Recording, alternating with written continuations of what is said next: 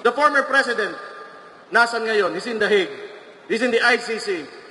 And clearly, walang jurisdiction.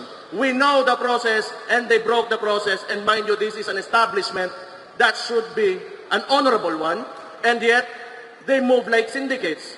They have cooperated with the president who moves like a syndicate. Sindikato daw si Bongbong. Totoo man. Ang ina, ibang klase. Mas matindi pa sa mafia. Mas matindi pa sa Yakuza. Ibang klase. Itong ano na to, itong sindikato ng Malacanang. Papayag kayo na ganito na lang tayo? We have to do our duty and responsibility for our country.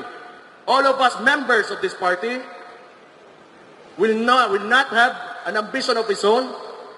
And our collective ambition is to lift this country up from all of this corruption, from all of this evilness that is happening to our country right now.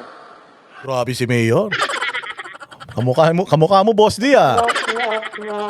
Kita mo naman yung tattoo namin ni Mayor sa liig, magkapatid yan. Iisa lang ang gumawa niyan. Ito, nakita niyo to? Itong nagtattoo dito, tsaka yung nagtattoo sa liig ni Mayor, iisa lang gumawa niyan. Ang ganda, chicks.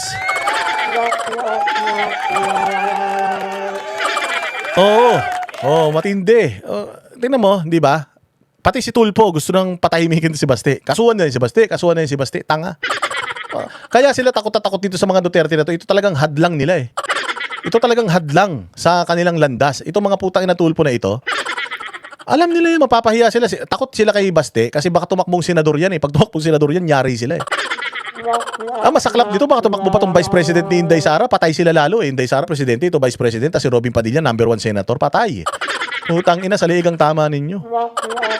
Kaya talagang takot sila dito sa mga Duterte. Kaya kita mo yung mga Tulfo, tsaka si Lacson, ba't hindi pa dinidemanda? Ba't hindi pa inuhuli? Muhuliin, wala naman silang kaso. Wala naman silang pananagutan.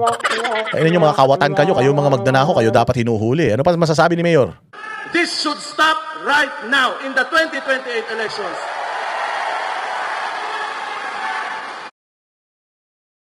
Gusto kong malaman nyo na I am only here as your instrument.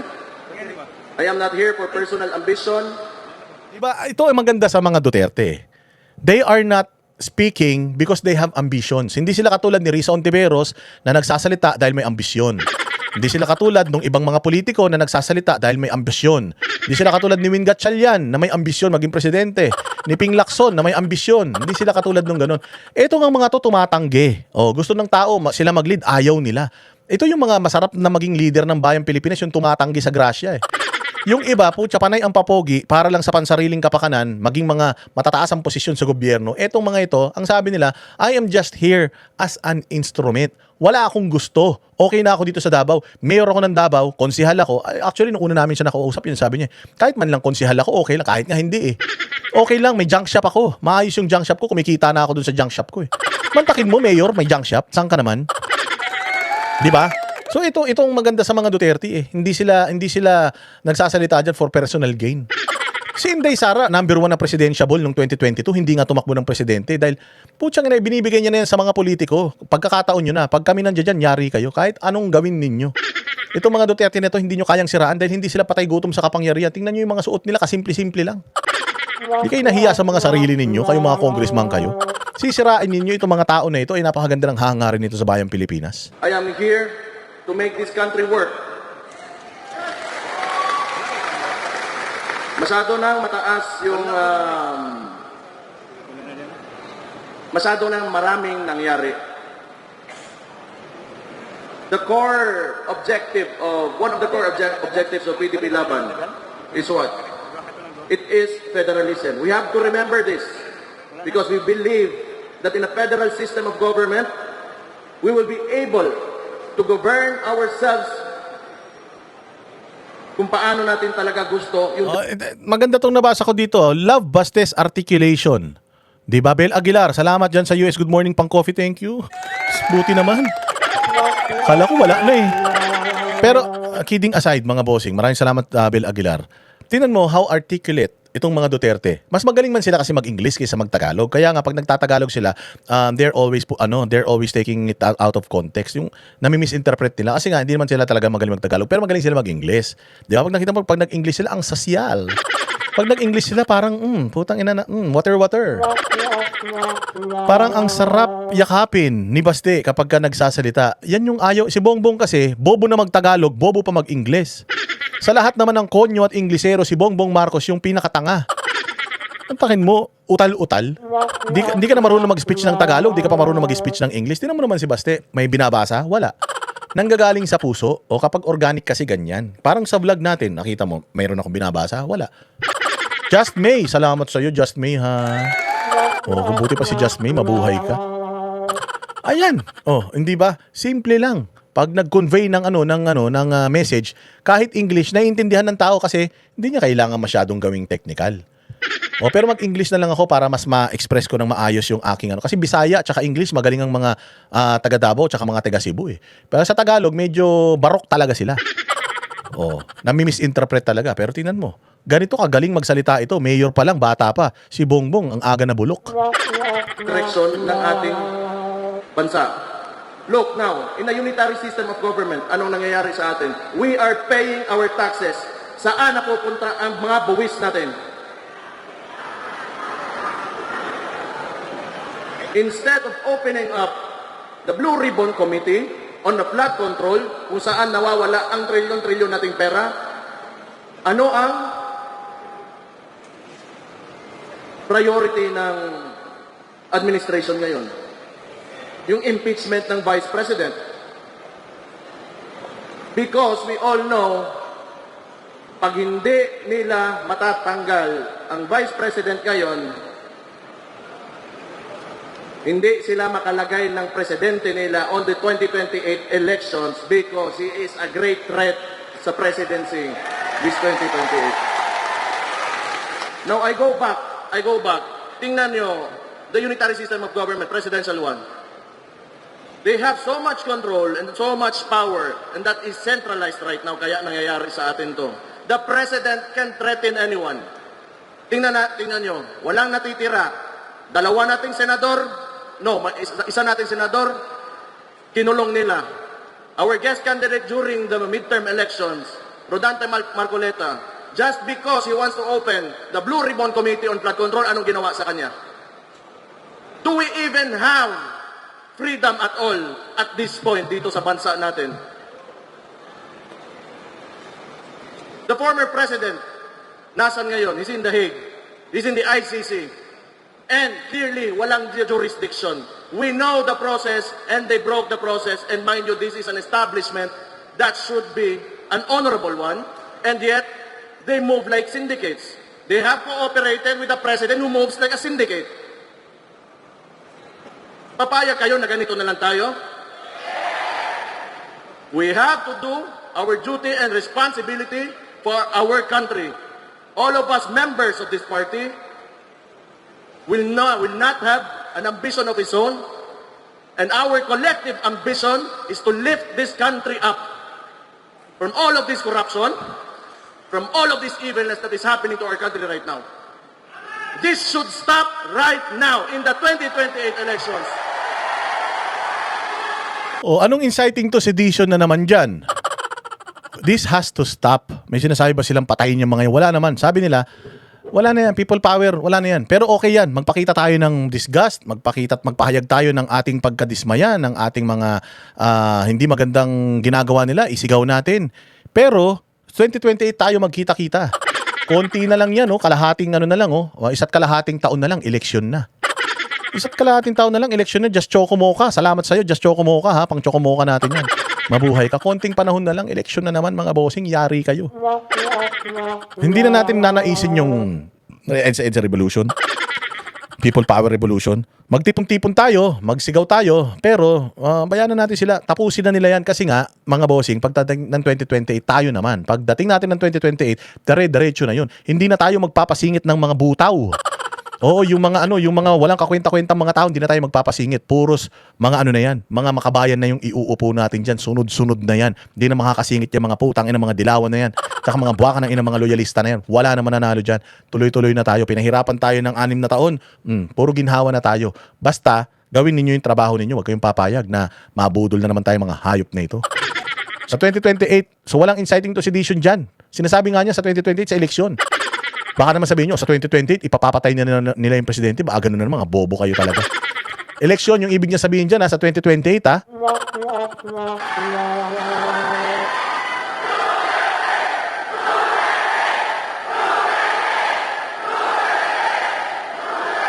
Tama na. Ayun na, Gina Ray. Oh, si Gina Ray. Maraming salamat sa iyo, Gina Ray, ha. Tsaka kay The Book of Juan, God bless you. Mabuhay kayo. Sana humaba pa ang buhay niyo. Dumami pang mga katulad niyo. Alam niyo, bilib ako talaga sa mga subscriber ko. Mga generous talaga sila. Palagay ko talagang nakakaluwag sila sa buhay kasi nagsishare sila ng blessing, eh. Salamat sa inyo, ha. Ang lupit niyo talaga. Mahal ko kayo. Oh. Malapit talaga ang ano ko, malapit ang puso ko talaga, ang dugo ko, lumulundag ang dugo ko sa mga mababait na taong mga katulad niyo, eh. Ibang klase, di ba, Diego Latigo? Oh, Duterte, sabi niyo, tumigil na nga kayo, Duterte kay Duterte, puro na kami kaso. Gusto na kayo ipakulong dahil sa inyo, Duterte kay Duterte, sarap-sarap ng buhay namin, eh. Sigaw kayo na sigaw ng Duterte, ayan tuloy. Okay na to.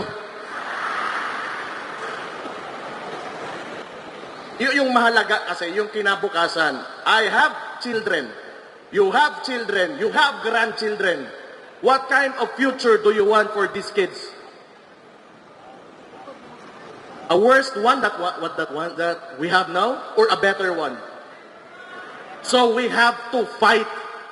Kahit gaano sila kalaki, makapangyarihan, nasa kanila lahat ng pera, tinatakot nila ang lahat, kinukulong nila ang lahat, hindi tayo titigil hanggat sa hindi tayo mauubos.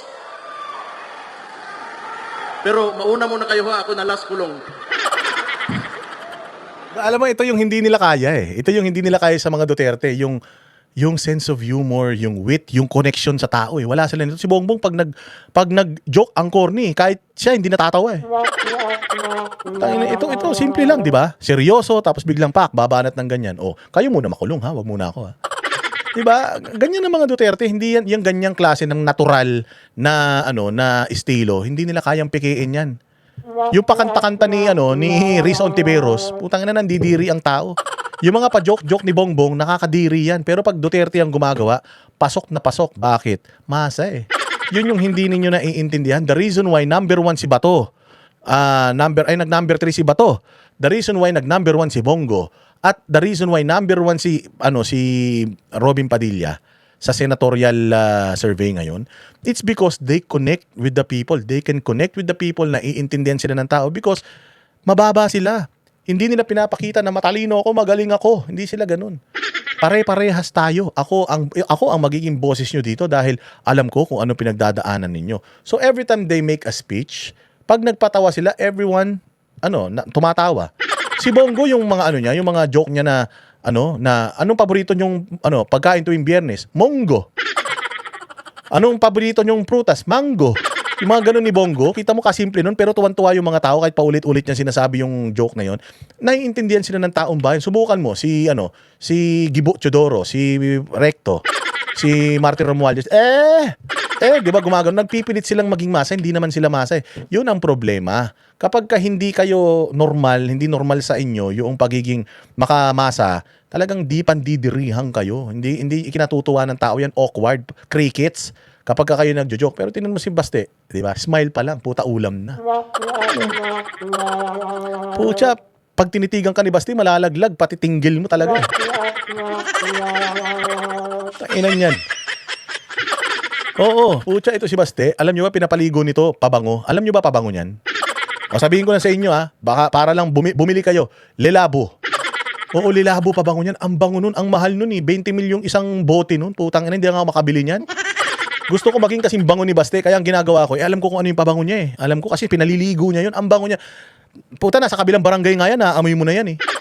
Oo. Sabi nila, ang bango, andyan na si Baste. 2 oras pa bago dumating yun, andyan na yung amoy niya. Hindi nga, punta kay Lelabo. Ako pumupunta ako ng mall. Wala yung mga Lelabo na yan sa mga mamahalin na mall, sa Glorieta, sa Rustans, diyan sa Shangri-La. Wala yan sa mga sa mga normal na mall, eh. Pupunta ako doon. Tapos titingnan ko pag hindi nakatingin yung mga sales lady, ini-spray ko yun sa sarili ko, eh. 3 araw na yung damit ko amoy pa rin, pabango pa rin niya, eh. Oo, Lelabo ang pabango niyan, tsaka yung mga Maison, ganun. Oh, may ewan ko din si Basti. Binigyan ako ng pabango niya ni Basti dati. Putang ina na yan. Ang laking pagkakamali ko. Binigyan niya ako ng pabango. Eh, medyo matapang siya sa pang-amoy ko. Binigay ko sa kapatid ko. Kaya na, ang mahal-mahal pala nun. Walang hiya na yan. Ginawa lang pang zumba ng kapatid ko. Sising-sisi ako eh. Eh, jologs pa ako nun. Hindi ko pa alam yung mga mamahalin na pabango. Nung tumabi ko sa kanya, sabi ko, ang bango naman itong tao na to. Tinignan ko anong pabango niya. Boss, anong pabango mo? Eto, pinakita niya yung mga pabango. Ang babango. Simula nung nag-spray ako noon, maniwala ka. Pucha yan. Lumabas lang ako ng bahay. Nagkaroon ng rally. Oo. Ganyan eh. Tingnan mo, titig pa lang ni Basti, parang hinuhubarang ka na eh. Pero maluoy tayo, maawa tayo sa kinabukasan ng mga bata. Yan talaga ang... At yung pera, sinasayang. Sinasayang, it is estimated that we have lost up to 1 trillion in corruption already. And look at our environment, look at the people. People are still suffering, people are still hungry and very dissatisfied with this government. The survey showed, ang presidente natin ngayon got a survey, an approval rating, which is at this. Sabi ni Rowena, anong Gcash? Ayan nakapin. Gcash ko yan. Pambili natin lilabo. Ayop na yan. Ang kaya ko lang bilhin, diptik. Oh, tapos nagpunta ako Hong Kong, bumili ko ng mga CK1. Ang mura kasi. Yun lang pinapabango ko. Hayop yan. Oh, walang hiya yan. Ang bango nito ni ni Basti eh. Nakakalibog. Approval rating, negative 27. Di na natin kailangan pag-usapan pa. The people are already... Ang tawag ni? The people already know. The people already know. We are tired and we do not want this anymore. But I guess the upside of things, tingin ko rin naman maganda. Kasi Loko-loko talaga kayo, lababo lang daw kaya nyo. Ako nga, labubo eh. Labubo lang yung kaya ko eh. Hindi ko kaya libagin. Yun lang. nakita ng mga Pilipino kung ano ang klase ng gobyerno ang hindi maganda. They have contrast. Azaro, na-try mo, ayaw ko niya, nakakaasar yan. Aros caldo lang yung natikman ko, hindi yung Azaro na yan, mahal yan eh. What former President Rodrigo Duterte did to this country when he was president, and he made this country great. He made us Filipinos proud of our country. So which is good contrast. Ngayon, pag upo ni Bangag, ano nangyari? That is why people are very dissatisfied. Victor! Salamat sa iyo, Victor. Hayop ka po, tragis. Juban pa rin pabango mo. Amoy nung lolo ko yan eh. Juban? Nanghiya ka. Yung edad mo na paghahalataan. Putragis. Hindi, ang gusto ko sa lilabo yung yung 13 ba yun? Yung gusto ko yung bango nun. Bilang mo nga ako nun, putragis. Because nakikita natin ang difference, ang diferensya ng noon at ngayon. I think marami pa tayo on the agenda. But gusto ko lang ulitin, I am here for you as your instrument, as your leader of this party. Kung anong gusto nyo, ang direksyon na susundin natin, I will listen to you. Kung tingin nyo ano ikakabuti para sa ating partido, ikakabuti ng ating bansa, ikakabuti sa atin. Yan, Lilabo 13, favorite ko. Ang bango niyan, putragis. Maniwala ka, pag kaya ng pinabango ko, baka maging 3 asawa ko. Oo. Ang bango niyan. Pumupunta ako ng airport, ini-spray ko yan eh. Para pag sakay ko ng aeroplano, ini-spray ko yan kasi marami mga doon, yung tester, ini-spray ko yun. Tapos akit ako ng aeroplano. Maniwala ka, yung mga stewardess, gusto umupo sa tabi ko eh. Sa sarili natin at sa mga pamilya natin, I will listen to you. This should be a collective effort. Lahat tayo magkaisa. Tama, another 13. Ang bango niyan. Another 13 nga. Oo, putragis yan. Hindi ko mabili, ang mahal. Visit na yan, 20,000 pabango. Meron naman dito, Aspen daw. Putang ina, talagang eternity, ganyan. Putya, 90s na 90s ah. Ano lang ako noon eh, baby cologne. Value unity. Kailangan natin magkaisa. Kung may problema, may kailangan kayong ipaabot sa akin as president of this party, let me know. Then my ears are open. Just choco ah. Pupunta ako ng Japan talaga. Bilang mo ako nung chubadge. And they're ready, and I am very willing to listen to you. All the members, Oy, putragis, bumili kong cool water sa Hong Kong. Ang mura, 1,000 lang. Oo, kaya lang pag naamoy ko yun, amoy high school ako talaga eh. galing sa pinakababa hanggang sa akin sa pinakataas. Thank you so much for your trust again and confidence in me. Maraming salamat. Mabuhay kayo. And soon, kita-kita tayo. Huwag lang kayo talagang tumigil. Keep on pushing. We are getting there and we are winning. Congratulations. Ug maayong hapon. Maganda. Galing, palakpakan. We are winning. Panalo na tayo mga bossing. Sa totoo lang, di pa nagsisimula eleksyon, nanalo na tayo. Hindi tayo kayang pabagsakin ng mga vlogger, mainstream media, terorista, komunista, makabayan, senador ng mga magnanakaw. Hindi nila tayo kayang pabagsakin. Basta nasa tama ka, maniwala ka mga bossing. Tingnan ninyo, mga kaso ng Banateros, nadidismiss. Nadismiss yung mga kaso ko kay General Toring Kupal. Nadismiss din yung kaso namin kay Trillanes. May batas pa tayo mga bossing at may Diyos na nanonood at tumutulong sa atin. Huwag kayong matakot, huwag kayong tumigil, huwag kayong kabahan.